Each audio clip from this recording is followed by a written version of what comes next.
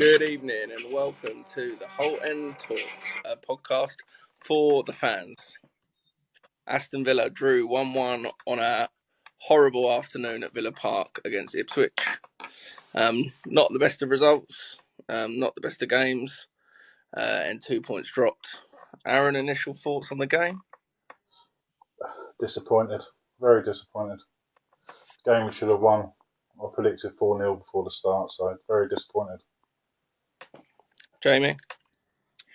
Yeah, same as what Az said, really. I'm just disappointed, especially with teams in and around us dropping points over the weekend. I think if you were positive, you could probably say it's a point gain, but there's still 2 points dropped, in my opinion. Yeah. We'll get into the team then. Disasi starts next to Kamara. Marlon starting for Watkins. But for whatever reason, we can't break teams down that either seem to play 5 behind the ball or when they go down to 10 men and Twanzebe gets sent off. What is the reason for that? Aaron, what do you think? Creativity, but then when Asensio come on, a bit more creative. We didn't really do much with him. Didn't really get the ball to him as much as I thought we should have. Always struggle against teams near the bottom and come and park the bus. I don't know why. It's just frustrating. Yeah, Jamie? I think the reason as to why we struggle against teams that sit deep, and especially with 10 men, is the way that Unai plays is very much, he wants to control the game. He wants to keep it slow, and there was a point in the game when we had there was a transition and Garcia cut in and took a shot from about 25 yards out. It went over the goal, and Unai was fuming on the sideline. But he was saying that he wanted the control and he wanted to be slow and keep the ball. But you need to move teams across, and I just think we're so, against teams that come press us, it works. But when you're playing against people with a team with 10 men and teams that come to Villa Park and sit 11 behind the ball, you have to keep them moving side to side, and you have to move it quick. And that just isn't in Emery's system at all. He likes to build up slow, keep the ball, and then patiently wait for the opening, whereas you have to be quick against teams that sit behind the ball. Yeah, we're just too slow in possession sometimes, aren't we? McGinn and Yuri just didn't move the ball quick enough. Especially we did have our chances, didn't we? We had loads of chances yesterday. And on a different day, we might have won that 3-1, 4-1. Yeah. Their keeper's pulled off a well-do 3 saves, isn't it? Yeah, the goalkeeper, I mean, we do have to touch on that, as pulled off 3 or 4 top saves. Typical that come from West Brom on his Premier League debut. Yeah. Do have to be a lot more clinical. Watkins had that chance in the first half. Asensio had the cutback from Tielemans in the second half. Yeah, them two, I think, in particular for me, where we didn't even hit the target. We have to be taking them chances if we want to be where we think we should be. Yeah, I agree with that. It's just weird because, it feels like a loss.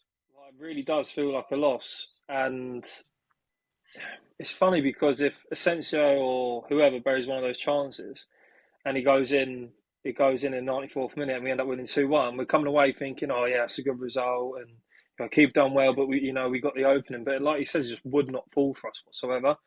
And like I said, it goes back to my earlier point. I just think the way that Emery plays,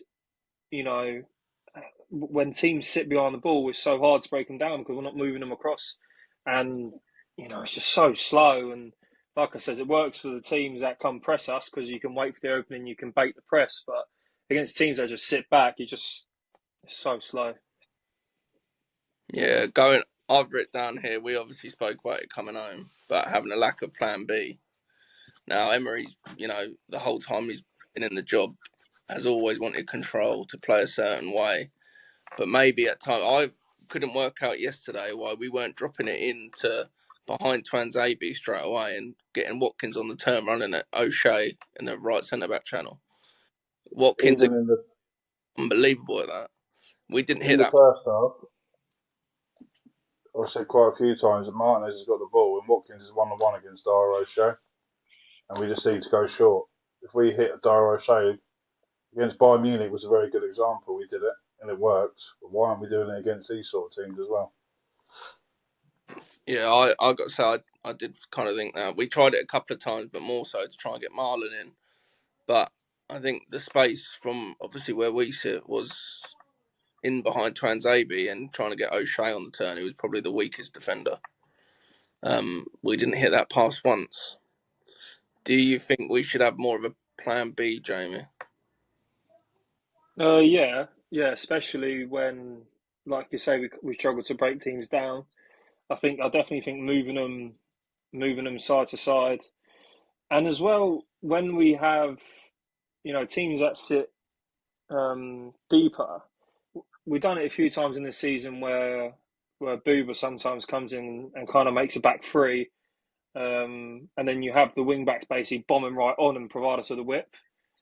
That could work against teams that sit deeper because our wing backs spread their defence, whereas how we set up is that you have one out and out winger, but how it has been over the years, it's usually been Bailey's been the out and out winger, and then you've had the left winger who JJ or Rogers tucks in and makes a second 10, and you're gambling on the fact for the left back to be up there to provide the width. And we saw yesterday when Garcia wasn't always up there, and especially once Marlon went off, a lot of that help and support out on that right hand side went. So I think it was so congested, and I feel like we just kept forcing it down Rashford's side. I thought, but I just didn't think we had that natural width down the right. So I definitely think moving it quicker and having that natural width, and because like I said, you're gambling on the wing back being there every single time. Yeah, I think yesterday showed how much we actually missed Cash. Garcia didn't do anything wrong, not at all. I thought he did okay, but he had so much of the ball in the second half that they kind of allowed, when they went down to 10 men in the second half, they kind of allowed our right back, which was clever on their part, to have most of the ball. But he didn't really want to seem to cross it, or there wasn't enough real penetration from him. And I'm not having a go at him. He's only played a few games, but I feel like if we had Cash yesterday, it might have been a slightly different story. I don't think Garcia did much wrong. He got to the byline, but instead of getting that ball in, he was just cutting back so much and back to McGinn across the Tielemans, straight across to Rashford. We're very predictable yesterday the way we played. Yeah, we'll come on to Rashford. I mean, he come on at half time. I see there's been a lot said since the game about how well he played. Now, he did make an impact, I've got to say. Played very well. Were we perhaps guilty of trying to give it to him too much? Yeah, I think we were. Yeah, that's not a knock on him. I mean, he was making things happen, but at times I thought we don't have to keep giving it to him, and then, mix it up slightly. Obviously, Asensio comes on. Do we think now that they've had a couple of weeks training, couple of cameos? Obviously, Rashford's had a half today or yesterday when the game was on. Time for them to start against Liverpool. What do you think, Jamie? I'd definitely say for Rashford, I think because we're not going to have a lot of the ball Wednesday, and I think we're going to rely on transitions a lot of the game, which teams that have had success against Liverpool this season have done. You have to catch them on the transition. We saw early today against Wolves. And I think Rashford is one of the best players in the league on transition. He's so quick and so direct with the ball. So I would expect him to come in for JJ on the left-hand side. And again, I don't think JJ's done a lot wrong because, again, JJ on transition's good as well. It might be that they start the pair and maybe play Rashford off on the right. I'm not sure, but I would definitely play Rashford. I don't know about Asensio. just because it will be a 100-mile-an-hour game, I think. I'm not too sure about Asensio, but I mean, I thought he done well when he came on. He created a lot of chances yesterday. Again, could have had a hat-trick really if he took all his chances. But yeah, I would definitely say Rashford to start on Wednesday. Azzy, what do you think? I think Rashford should start. I think we need a bit of pace out wide on Wednesday. I'll go Rashford on the left, Marlon on the right. Watkins and Rodgers. We're better when teams attack us and we hit them on the counter attack. We're probably one of the best in the league counter attacking against the better teams. I think it would suit us playing Rashford. Asensio, I don't think I'll bring him into a game like this. He ain't going to get much of the ball, I don't think. He starts. I prefer Rodgers in the 10 and Marlon out wide. But yeah, Rashford 100%. I'll start him on the left. Just touching on Marlon. I thought he was very good on. I thought he was good on Saturday. I thought he's very sharp. I think it's underestimated how quick he is. Like off the mark, the first 5-10 yards, he's electric. And I do think on Wednesday that can play right into our favour. Having him and Rashford either side on the counter attack, they're so quick and direct. I see us getting joy out wide. I wouldn't have took Marlon off yesterday. I would have No. gone to a back three because they're only leaving Delap up, and I would have put either Rashford or Marlon up top with Watkins just to be an extra body there. I think it was the wrong sub taking Marlon off yesterday. Yeah, he's kind of gone under the radar, really, hasn't he? When he signed, and then obviously Rashford and Asensio coming in have kind of taken all the headlines. He looked sharp. I mean, I've got to say, I'm glad he started because after the Tottenham game last week, he definitely deserved to start. He's just finding what is his best position. I thought he looked very lively against Spurs. He had a good game yesterday. Is he going to be used more as a right winger, or would he be better coming off the bench as a centre forward instead of Ollie? Maybe. Obviously, time will tell on that, I think. Just on talk of the other, obviously Morgan Rogers and the other main forward player. Why do we? Obviously, he is so much better when he's got space to run into, but he is so much better against the better sides than what he probably is against the lesser sides. And that's not me disrespecting Ipswich. But how do we find a way to make sure he is in the game? Because it tends to be if Rodgers is doing something, Villa look good going forward. He's always got a goal in him or, making something happen. So how do we go about getting him in the game a lot more against the so-called lesser sides in the division? Has he?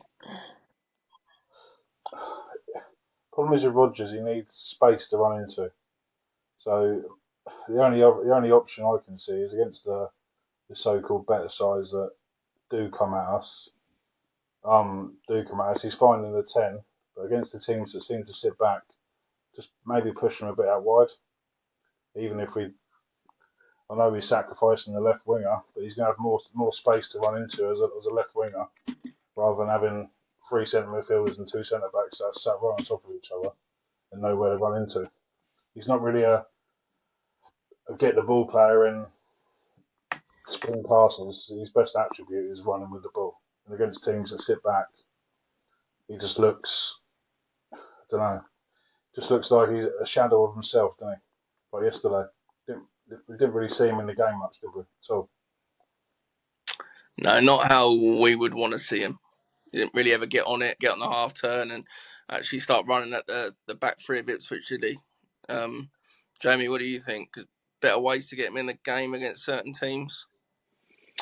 I think what Azzy says quite fair and accurate. To be fair, about the space. These teams that sit back, you've probably only got about 5-10 yards between each line of defence. Where Delap and Hutchinson were, and then you drop that, and where Phillips was, and you drop that, and you got the back three and the wing backs. You literally only have about 5-10 yards. Whereas when you play these top teams, or even just teams that want to press high out of possession, instead of 5-10 yards, you've now got 20-25 yards, and then that's where we really hurt teams. And I think we've seen it so many times this season with Rodgers. It's just about him needing that space. I'm not entirely sure how we could get him into the game against the lesser size. I think moving him out wide could be an option. I think maybe having someone else in there, because usually he's only really in that central 10 role by himself against these low block teams. Maybe having like a second 10 in there, like not just drifting in from the side, but having and like setting up with two tens. Not all the focus will be on him, because he's always being doubled up. If you have two people on Rodgers and you've got Asensio there, at least then that Rodgers is kind of contributing in that way, because he's freeing up Asensio, and vice versa. If Asensio's got two on him, Rodgers is going to... Because I back him 1v1, if I'm honest, against anyone. So it might be worth having maybe starting with two tens maybe, against the lesser teams. That could be an idea. Yeah, I just feel like he really... I mean, it might change now that Rashford and obviously Asensio come in, but he's definitely our most dangerous attacking threat, isn't he? And there's some games where we just can't seem to get him in the game, or he can't find himself into the game. Like, can he do something a bit different? Try and drop a bit deeper, and do something that's going to disrupt the balance slightly. I think we definitely need to try and work something out, or there has to be some kind of plan where he is more involved against teams that are going to set up like Ipswich did yesterday. No. Like you said at the start, having the quality of players in now, having the likes of Asensio. Well, you think of our front line in itself, taking Rodgers out of it. You got Watkins, Marlon, Bailey, Asensio, Rashford, JJ. They're all a threat. And if we can get these guys into the game, more, because obviously our whole system goes through Rodgers. If we can get more players into the game, like, if we're focusing more on JJ's side, or Bailey's having a good game, that would help us as well. Because obviously, like you said earlier, we only seem to play well when Rodgers plays well. We've never really come away from a game where we've won and we've gone, oh, Rodgers was quite poor today. No one else has stepped up. So I think someone else kind of taking that load, attacking wise, off of him, which hopefully the likes of Asensio and Rashford will do. I think that'll help. Yeah. I mean, time will obviously tell for Marlon, Asensio, and Rashford. Just whilst we're talking on obviously the new three there, how do we think Disasi did? I thought he was probably up there for one of our better players yesterday. Defended, he done what he needed to do yesterday, didn't he? He defended well. I don't think he lost much in the air. It's like a Tyrone Mings player, isn't he? So strong, and he actually looked quite good on the ball as well, which I didn't think he was known for that too much. But he actually looked quite composed and decent on the ball yesterday. Yeah, I thought he did okay. I mean, could he have maybe got across a bit quicker? He was the one that was next to Delap. It's a good finish by Delap. It's an upgrade on Diego Carlos, isn't it? It's an upgrade on Carlos. You could see the difference from probably Conser not playing on the ball in particular. I thought he did okay. He didn't do anything too bad. Obviously hasn't played for a while. Jamie, how do you think he did? I thought he done really well. I was chatting to someone on Instagram earlier today, another Villa fan. We were talking about Disasi, and I said that he was probably up there with one of my man of the matches yesterday. I said the only downside he had was that slight lack of concentration for the lap goal. So apart from that, I thought he was very good. And I said about it could be just environments, like, because at Monaco, he was a Monaco captain. He was he was the next big thing in France to play alongside Upamecano, and then he gets his transfer to Chelsea. I think it was last summer. And then, you don't go from being the next big thing to being awful, like they have been saying. it's just a change of environment. We've seen it with Rashford, how different he is from United Rashford to Villa Rashford, and I think we'll see a similar thing. With Disasi. I don't think we'll see this donkey-like style that has been kind of floated around him and his name. I think we'll see a completely different player, and no, I thought he played really well, and I'll be intrigued to see what Unai does when he has all four centre backs fit. Powell, Ty, Ezri, and Disasi. I don't know how we'd set up with that. I Our still, strongest go-to is Konza and Torres, 100%. yeah, it's If still, No. all four are Konza and Torres. Oh no, yeah. I mean, without a doubt, I'd say that Powell and Ezri are our two best centre halves, and it's just more so the fact of like Disasi would have only have come to Villa knowing he was going to get a certain amount of game time. And yeah, he's in the Champions League squad, but when push comes to shove and we've got, I don't know, Atalanta away and we're winning 2-1, is Disasi the one that's going to be starting in that game? I don't think so. But he would have been guaranteed, minutes. So that's only ever going to come in the Prem or the FA Cup. And, we've seen Unai do, the right back tucking in. He done that at Chelsea earlier on this season and last year. Disasi, obviously Ezri can do it as well. And I think people forget before Ty's injury, we were doing it on the left back was coming in making a left centre half, and then we had Powell. It was our back three was Powell, Mings, and Ezri. So we could see something like that. What we have been doing is just from the left hand side. yeah. Just before we get to Liverpool game then Wednesday, just touch on the other results that kind of affect us. See, Newcastle got a bit of a beating against City. Bournemouth won again. Are we thinking top 5 looks likely for Champions League, but are we thinking that's going to be a touch too far? I mean, I know me and you spoke about it yesterday, Jamie, on the way home, but can't afford to keep losing or dropping points. There's a lot of teams now. We're down to 9th. Fulham obviously have gone above us. Realistic aim as we're going into the back end of the season. Azzy, what do you think? Tough ask, but I wouldn't say it was expected. Back-to-back Champions League. It wasn't for me anyway. I would have been happy with a good FA Cup run, a good Champions League run, and a top 7 finish in the Premier League this season. Any European competition. The league's got stronger as well from last year. But anywhere in them European places, I'll be happy with this season, considering how many games we have got to play, and the amount of injuries that we actually have had. It's not really spoken about enough, I don't think. But yeah, anywhere top 7, top 8, which is I think European places, I'll be happy with this year. Jamie, I know we spoke about it yesterday, but we thought that really we probably need to win 8, 9 out the last 13 if we wanted to finish in the top 4 or 5, but doesn't look likely. We haven't really been consistent enough so far this season. Top 7, should that be the aim or? I wouldn't.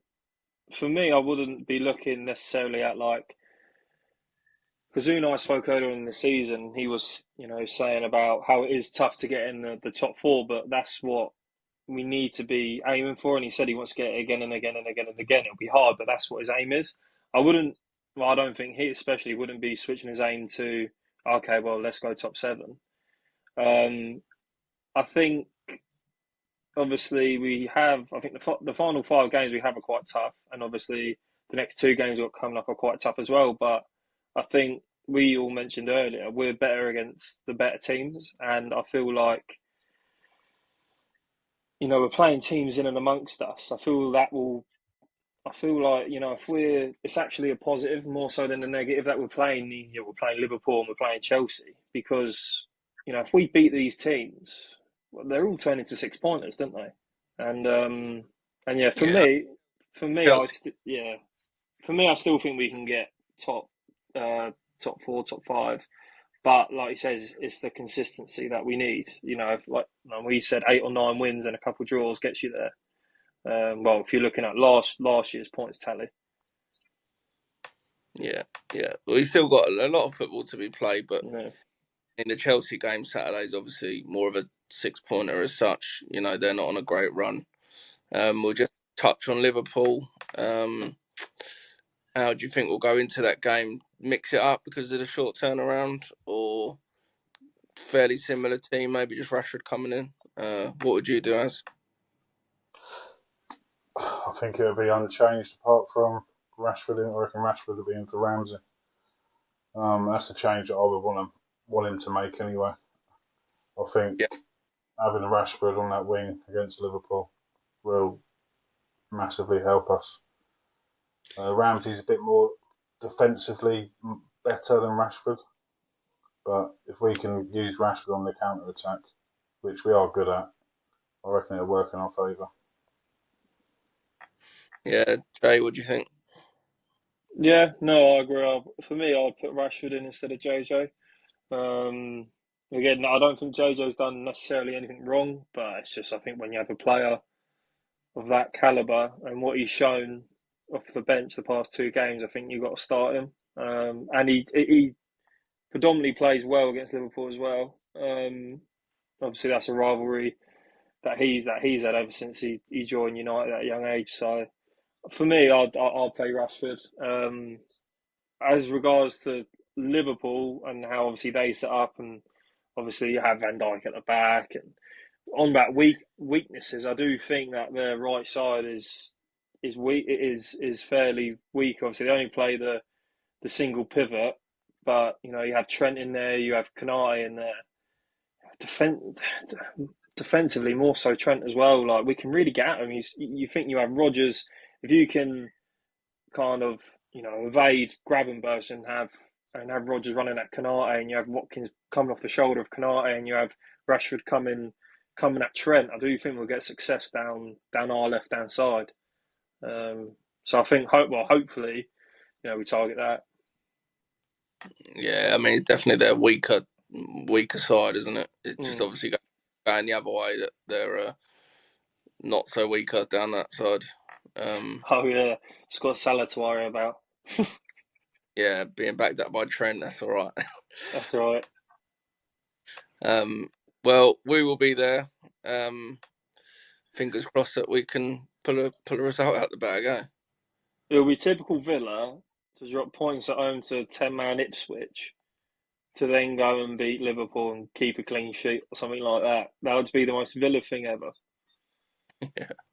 The next 2 are short turnaround, but 3 games at home in the league, back to back to back. We need to be, getting as many points as we can. Reaction certainly needed for Liverpool, and then makes Chelsea a massive game as well, seeing as that they're not too far in front of us if we've still got aspirations for the Champions League. That becomes a massive game. Yeah. Right, we'll wrap it up there, I think. We are a new podcast. We're going to give it a go and see where it takes us. Any feedback would be greatly appreciated. Trust the process, and up the Villa. We'll see you next time.